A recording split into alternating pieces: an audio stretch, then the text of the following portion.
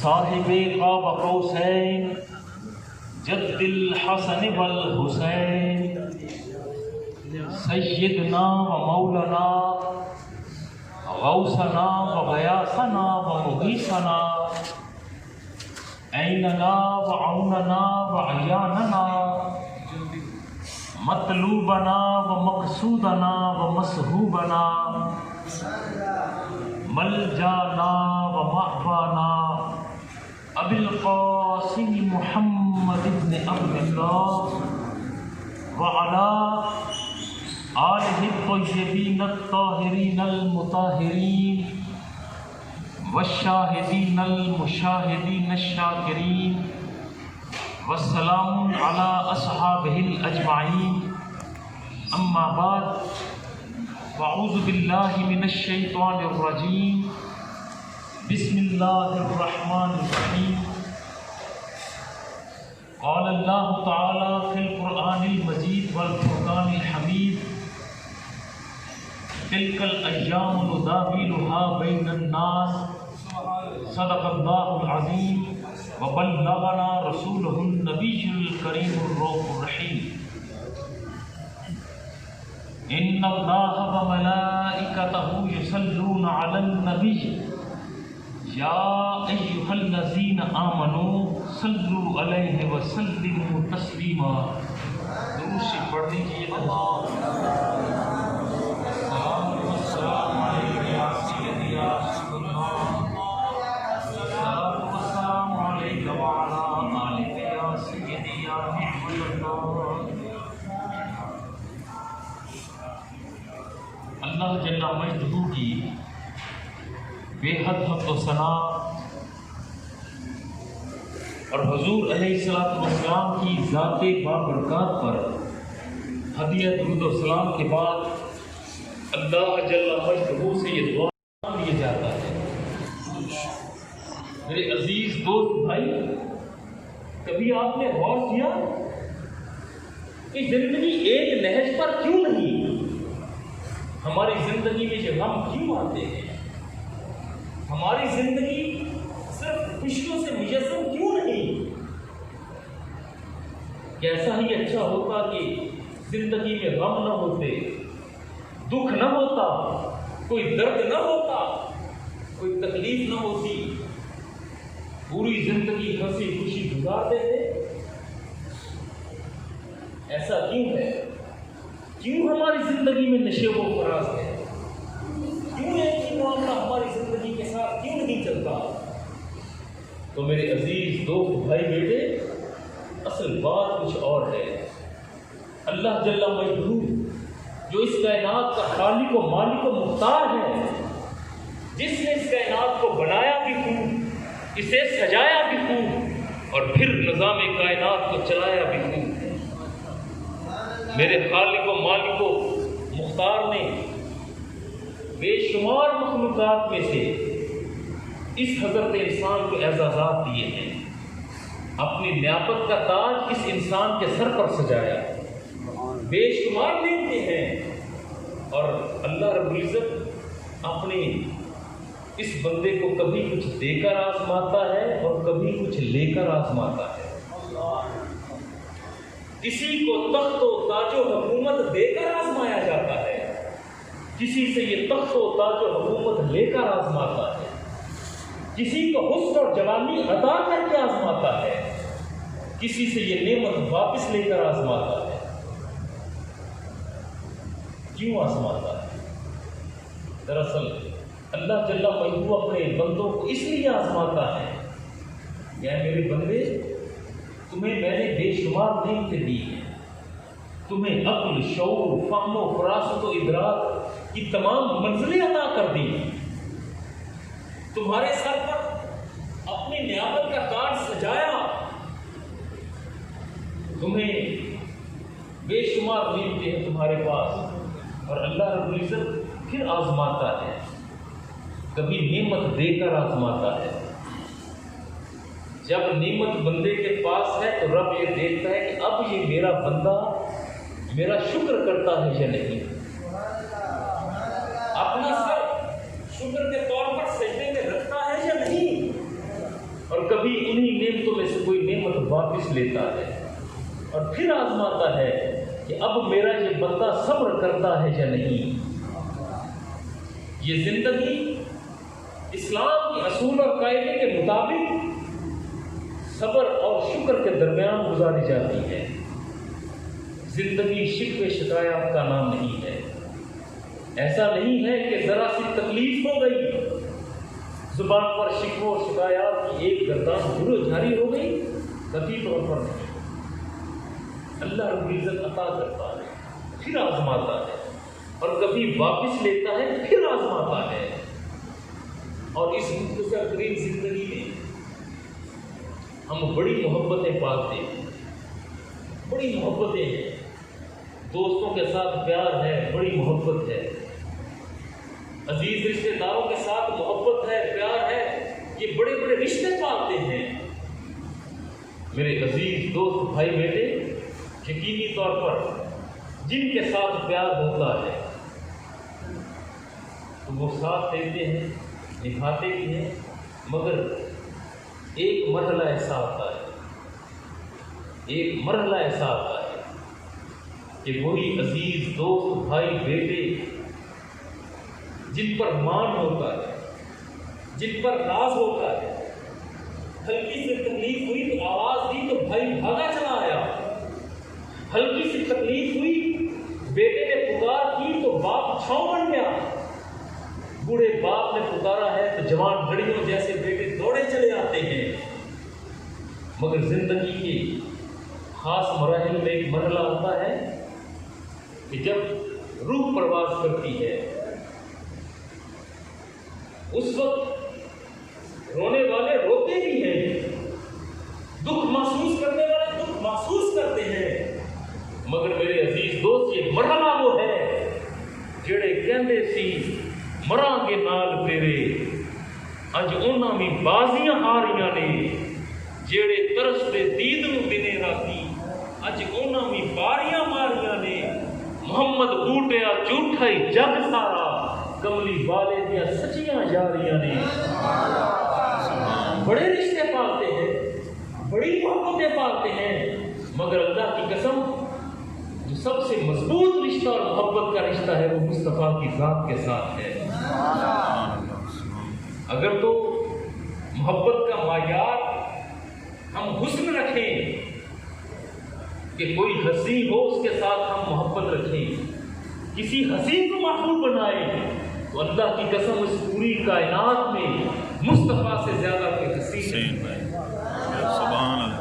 اگر کوئی خوش ادا کی بات کرتا ہے تو لوگا کون ہے جو مصطفیٰ سے زیادہ خوش ادا ہو، جن کا تکلم، جن کا تبسم، جن کا انداز و ادا ان جیسی پوری کائنات میں کسی اور مخلوق میں وہ خوبیاں ہیں ہی نہیں۔ اس وقت جتنی خوبیاں موجود ہیں یہ حسن خوبی ہے، جمال خوبی ہے، کمال خوبی ہے، تکلم خوبی ہے، علم خوبی ہے، ادا خوبی ہے، تمام کی تمام خوبیاں۔ فکرہ وہ کہہ رہا ہوں جو میں نے قبلہ ابا جی حضور رحمۃ اللہ علیہ سے سنا ہے۔ خوبیاں اس لیے نہیں کہ تلاش کرو کہ مصطفیٰ کی ذات میں کیا خوبیاں ہیں، بلکہ سیدھی سی بات ہے یہ خوبی اس لیے خوبی ہے کہ یہ مصطفیٰ کے دامن رحمت سے لپٹی ہوئی ہے۔ حسن اس لیے حسن ہے کہ یہ مصطفیٰ کے دروازے کی دریزہ دری کرتا ہے۔ یہ جمال، کمال، حسن، یہ ساری خوبیاں اس لیے ہے کہ مصطفیٰ کے دامن رحمت سے لپٹی ہوئی ہیں۔ نگاہ نبوت کا خائف فیض ان خوبیوں کا حاصل ہوا، اس لیے یہ خوبیاں بن گئیں۔ اللہ اکبر یا رسول اللہ۔ اور دوستی اس لیے ہوتی ہے کہ وہ ساتھ نبھائے۔ جب مشکل مرحلہ آتا ہے تو پھر نظر دوستوں کی طرف جاتی ہے، پیاروں کی طرف جاتی ہے اور وہ بھاگے چلے آتے ہیں، مگر جب زندگی کی سانس کی ڈور ٹوٹتی ہے، جب دل کی دھڑکن تھم جاتی ہے، جب رگوں میں خون کی روانی رک جاتی ہے، اور اس بات سے پہلے ایک بات اور ذہن میں آتی وہ کر لوں. یہ لوگوں نے ایک تاثر بڑا عجیب لیا ہے کہ موت کی حقیقت کو سمجھا نہیں.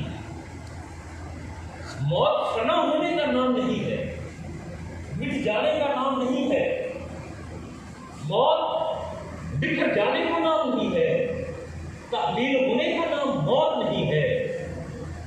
اسلام میں موت کا نظریہ الگ ہے, موت کی حقیقت الگ ہے.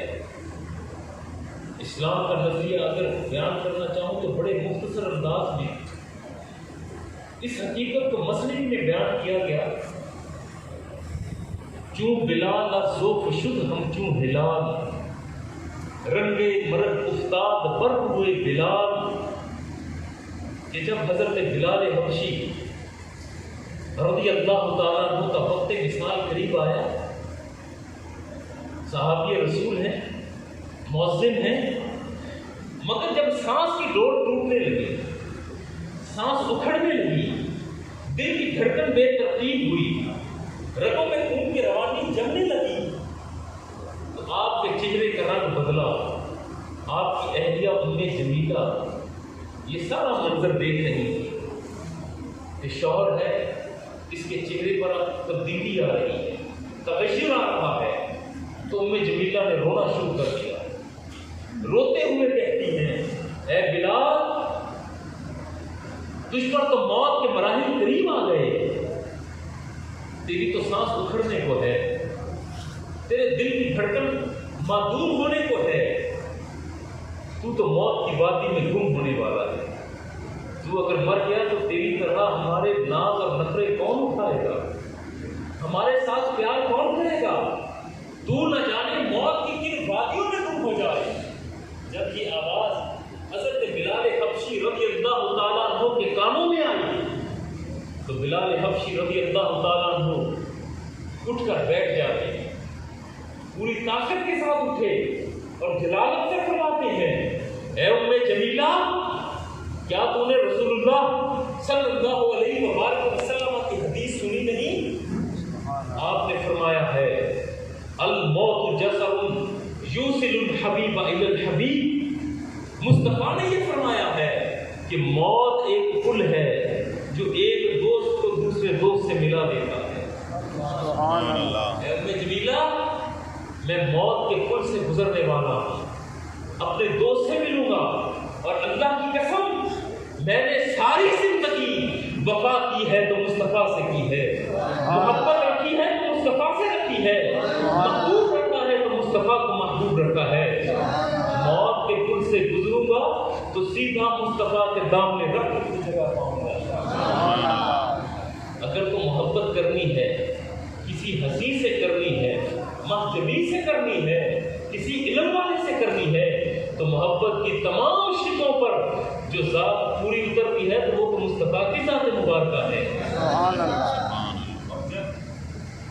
مرحلہ آتا ہے نا موت کا, تو بڑے مان اور راز ہوا کرتے ہیں عزیز رشتے داروں پر, دوستوں پر, کہ یہ ہر مرحلے پر ساتھ دیں گے. مگر وہ مراحل جب آتے ہیں, شفیق باپ ہے, ماں ہے, جس نے تمہاری تربیت کی, تمہیں تعلیم دلوائی, تمہارے ناز اور نخرے اٹھائے, وہی باپ جب موت کی وادی میں داخل ہوتا ہے, موت کا مرحلہ آتا ہے, اگرچہ وہ باپ جو ہلکی سی آواز دیتا تھا تو بیٹے اور بیٹیاں چھاؤں ہو جایا کرتے تھے, مگر بیٹے اپنے ہاتھوں سے اپنی ماں کو قبر کی گہرائی میں اتارتے تھے, باپ کو اپنے ہاتھوں سے اتارتے تھے. اگرچہ تڑپ ہوتی ہے مگر قبر کی ان تاریکیوں میں ساتھ جاتا کوئی نہیں, تنہائیوں میں ساتھ کوئی نہیں جاتا. ہمارے امی جی اور ابا جی نے ہم بہن بھائیوں کی تعلیم تربیت میں کوئی کسر نہ چھوڑی, ہمارے ناز اور نخرے اٹھائے, ہماری باتیں بھی سنی, نخرے بھی دیکھے, مگر ہم بھائیوں نے اپنی ماں کو, شفیق ماں کو اپنے ہاتھوں سے قبر کی گہرائیوں میں اتارا، اپنے ہاتھوں سے منو مٹی تلے دبا کر واپس چل دیے تھے۔ اپنے ابا جی کو جو ہمارے پیر و مرشد تھے، جن کی شفقت کا دائرہ بڑا وسیع، ہماری ہلکی سی ایک تقریر پر وہ بے چین ہو جایا کرتے، ہم بھائیوں نے اپنے ہاتھوں سے اپنے بابا کو قبر کی تاریکیوں میں اتارا، اپنے ہاتھوں سے منو مٹی تلے دبا دیا، واپس پلٹ گئے۔ مگر میرے عزیز بات وہی ہے، مرحلہ تو یہ ہے کہ اب حساب ہوگا۔ بتانا کیا کیا تھا؟ یہاں پر کوئی دوست کام نہیں آتا، ماں باپ بیٹے بیٹیاں چچا تایا کوئی ساتھ نہیں جاتا۔ اور میرے عزیز دوست بھائی بیٹے، قبر کی ان تاریکیوں میں بھی، ان تنہائیوں میں بھی ساتھ نبھانے آتے ہیں تو مصطفیٰ آتے ہیں۔ اور یہ بات میں ایسے ہوا میں نہیں کر رہا، صحاح ستہ کی حدیث ہے، حدیث کی تمام کتابوں میں تمام مکاتب فکر والے اس حدیث کو پڑھتے بھی ہیں، پڑھاتے بھی ہیں، مگر بیان کرنے کا حوصلہ الحمدللہ وہ اہل سنت و جماعت کے حصے میں آیا ہے۔ جب مرنے والا مر جاتا ہے، اسے قبر کی گہرائیوں میں اتار کر منو مٹی تلے دبا کر اس کے عائز و اقربا واپس پلٹ جاتے ہیں۔ پہلی رات آتی ہے تو حدیث کا حکم یہ ہے کہ نکیرین آتے ہیں سوال پوچھنے کے لیے، ان کے آنے کی ایک گڑگڑاہٹ ہوتی ہے، دل بہل جاتا ہے، اور وہ بندہ جو ذرا سے اندھیرے سے بے چین ہو جایا کرتا تھا اب اس قبر میں موجود ہے۔ فرشتوں کی آمد ہو گئی، فرشتے آ کر اس مردے کو جو لیٹا ہوا ہوتا ہے، جو لٹایا جاتا ہے، اس کو آ کر بٹھا دیتے، بٹھا کر 3 سوال کرتے ہیں، اور یہ 3 سوال وہ ہیں جس کا ذکر صدیوں پہلے بتا دیا گیا کہ تمہیں جس کمرہ امتحان میں یہ سوالوں کے جواب دینے ہوں گے وہ ایک تاریخ کمرہ امتحان ہوگا، ان کا جواب یاد رکھو، اس کے جواب کو اپنی ذات کا حصہ بنا لو۔ وہ سوال کیا ہے؟ پہلا سوال ہے من ربک کا، بتا تیرا رب کون ہے؟ جس کا جو رب ہوگا، جس کو رب کہتا ہوگا وہ کہے گا، کوئی ایشور کہے گا، کوئی بھگوان کہے گا، کوئی کرائسٹ کہے گا، اور مومن کہے گا ربی اللہ، یا ملائکہ ربی اللہ، میرا رب اللہ ہے۔ 3 سوالوں میں سے ایک سوال کا جواب صحیح ہو گیا، 33% نمبر مل گئے، اب تو یہ پاس ہو چکا۔ ہمارے نقطۂ نظر اور امتحانات کے مطابق کیونکہ اس کے صحیح جوابوں پر انحصار ہے کہ کھڑکی اب جنت کی طرف سے کھولی جائے گی یا جہنم کی طرف سے۔ 3 سوالوں میں سے ایک سوال کا جواب صحیح دے دیا، اب تو یہ کھڑکی جنت کی طرف سے کھلنی چاہیے، مگر ابھی کھلے گی نہیں۔ دوسرا سوال پوچھا جائے گا ماں دین ہوگا، ذرا بتا نا تیرا دین کیا ہے؟ اللہ جل مجدہ کو تو رب تو مانتا ہے، مگر بتا تیرا دین کیا ہے؟ مسیحی اپنا دین بیان کر دے گا، یہودی اپنا دین کرے گا، مومن فوری طور پر کہے گا دین یا اسلام یا ملائکہ۔ اے فرشتوں میرا دین اسلام ہے۔ اب 3 سوالوں میں سے 2 کے جواب دے دیے اور صحیح دے دیے، 66% نمبر تو مل گئے، اب تو جنت کی طرف سے کھڑکی کھلنی چاہیے نا، مگر ابھی ایسا ہوگا نہیں۔ ایک آخری سوال ہے، حتمی سوال ہے، اور یہ سوال صرف ووکل نہیں ہوگا، صرف بول کر پوچھا نہیں جائے گا، بلکہ یہ سوال تو آڈیو ویژل ہوگا، دکھایا بھی جائے گا، اشارہ بھی کیا جائے گا، کلام بھی کیا جائے گا۔ یہ فرشتے ایک طرف اشارہ کہیں گے، اشارہ کریں گے، ماں کنت تقول فی ھذا الرجل، ذرا بتانا تیرا اس مرد کے بارے میں کیا نظریہ تھا۔ سبحان اللہ۔ اور یہ جو گھبرایا ہوا ہے نا، یہ دیکھے گا جہاں بیٹے چھوڑ کر چلے گئے تھے نا، باپ چھوڑ کر چلا گیا تھا، دوست چھوڑ کر پلٹ گئے تھے، جب اس کی نگاہ پڑے گی تو دیکھے گا یا تو حجاب ہٹا دیے جائیں گے تو یا پھر ان کی جزا کری ہوگی، دیکھے گا کہ ایک بلدیر کی زلفوں والا ہے، مازاد جسم کی آنکھوں والا، جد اللہ کے ہاتھ والا، اس میں جمال و کمال کی انتہاؤں کا فائدہ وہاں پر موجود ہے۔ اور یہ میرے دوست عزیز بھائی بیٹے، یہ میں نے کہیں پڑھا نہیں، ایک بات فکرہ کہنے لگا، یہ فکرہ کہیں پڑھا نہیں، حدیث میں اتنا ہے کہ فرشتے اس طرح پوچھیں گے۔ اور مگر اب میں اپنے ذوق کی بات کرتا ہوں، ذوق یہ ہے، ذوق یہ کہتا ہے کہ پہلے دونوں سوالوں کے جواب تو اس نے بیٹھ کر دیے تھے نا، جب کہا تھا من ربوں کا تو اس نے بیٹھے ہوئے کہا تھا ربی اللہ، جب پوچھا تھا ماں دینوں کا اس نے بیٹھے ہوئے کہا تھا دینی الاسلام۔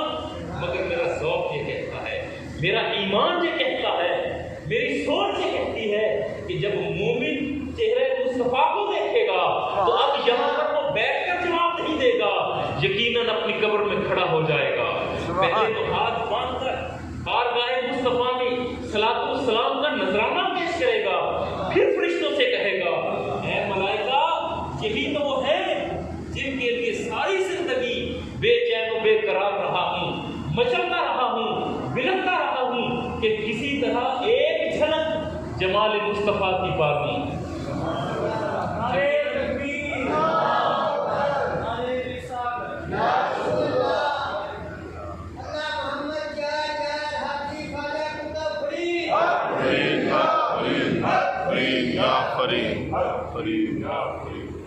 یہاں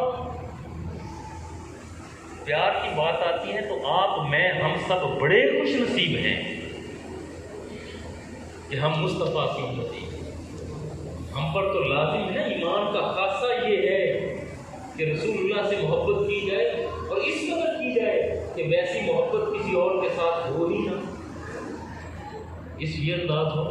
مگر خوش قسمتی آپ کی، میری، ہم سب کی یہ ہے کہ رسول اللہ ہم سب سے بڑی محبت فرماتے ہیں۔ اختتام پر تنگی دامنی وقت کو پیش نظر رکھتے ایک اور مسئلے کی روایت کی آگے آپ کو بیان کرتا ہوں۔ 3 سے 4 دن ہو گئے، صحابہ اکرام رضوان اللہ اجمعین یہ مسجد نبوی شریف میں جائیں، حاضری دیں، مگر مصطفیٰ صلی اللہ علیہ وبارک وسلم کی یہ زیارت نہیں کر پا رہے تھے، بے چین ہو رہے تھے۔ اب کیا کریں؟ رسول اللہ کہاں گئے؟ دوسرا تیسرا دن تھا تو صحابہ بے چین ہو کر ایک دوسرے سے پوچھتے ہیں یار رسول اللہ کو کہیں پر دیکھا ہے؟ رسول اللہ کو دیکھا ہے؟ دل اداس ہے، پریشان ہے۔ جب بے چینی زیادہ بڑھی تو یہ صحابہ نماز کے بعد ارادہ کرتے ہیں چلو بھی ذرا تلاش مصطفیٰ میں نکلتے ہیں، تلاش جات میں نکلتے ہیں۔ یہ مدینہ کی وادی سے، شہر سے باہر جنگل کی طرف آ گئے، اب تلاش کر رہے ہیں۔ اور یہ میں بتا دوں کہ رسول اللہ صلی اللہ علیہ وبارک وسلم کہیں گم نہیں ہوئے تھے۔ وہ کیسے گم ہو سکتے ہیں جن کے دامن رحمت کے ایک دھاگے میں پوری کائنات گم ہو جائے؟ وہ گم نہیں تھے، ان کی نگاہوں سے اوجھل تھے۔ اور یہ تلاش مصطفیٰ میں شہر سے باہر نکلے تو ایک چرواہے پر نگاہ پڑی۔ چرواہے کو دیکھ کر صحابہ نے پوچھا اے چرواہے، کیا تم نے محمد رسول اللہ کو دیکھا ہے؟ پورا نام محمد بن عبداللہ ہے، اللہ کے نبی ہیں، رسول ہیں، کیا تو نے حضرت محمد مصطفیٰ صلی اللہ علیہ وبارک وسلم کو تو نے دیکھا؟ تو چرواہا کیا کہتا ہے؟ मसले में पूरा मजमून है, गुफ्त चौपां मरमरा मालूम नेस्त, मन नमी दानम मोहम्मद नाम केस। तो ये कहता है कि ए लोगों, जिसके बारे में तुम पूछ रहे हो मैं नहीं जानता। गुफ्त चौपां मरमरा मालूम नेस्त, मुझे नहीं मालूम किसके बारे में पूछ रहे हो। मैं तो मोहम्मद नाम के शख्स को भी नहीं जानता। मन नमी दानम मोहम्मद नाम चीज, ई कदर दानम के अंदर तीरगार, ई कदर दानम के अंदर तीरगार, ज़ारमी नालद कसे नैनो नहार। चरवाहा कहता है कि मैं मोहम्मद नाम के किसी शख्स को नहीं जानता, जिसके बारे में तुम पूछ रहे हो मैं नहीं जानता, मगर लोगों इतना जरूर जानता हूं कि ये जो तारीख गार है ना, जो अंधेरी गार है, इस गार में कोई है जो रो रहा है, जो आंसू बहा रहा है। जब सहाबा ने ये सुना तो बेचैन हुए, समझ तो गए कि तारीख गार में रोने वाला कोई और नहीं हो सकता, यकीनन मुस्तफ़ा होंगे। मगर सहाबा पूछते हैं, अच्छा तारीख गार में रोता है, कोई और बात तो बताओ, कोई और निशानी। तो वो चरवाहा जवाबन कहता है, जानवर अज नालाए खस्ता अंग, जानवर अज नालाए खस्ता अंग, वस चुरा करदम दहन बस्ता अंग। लोगों तुम्हें क्या बताओ, यहाँ इस तारीख गार में कोई रो रहा है, आंसू बहा रहा है।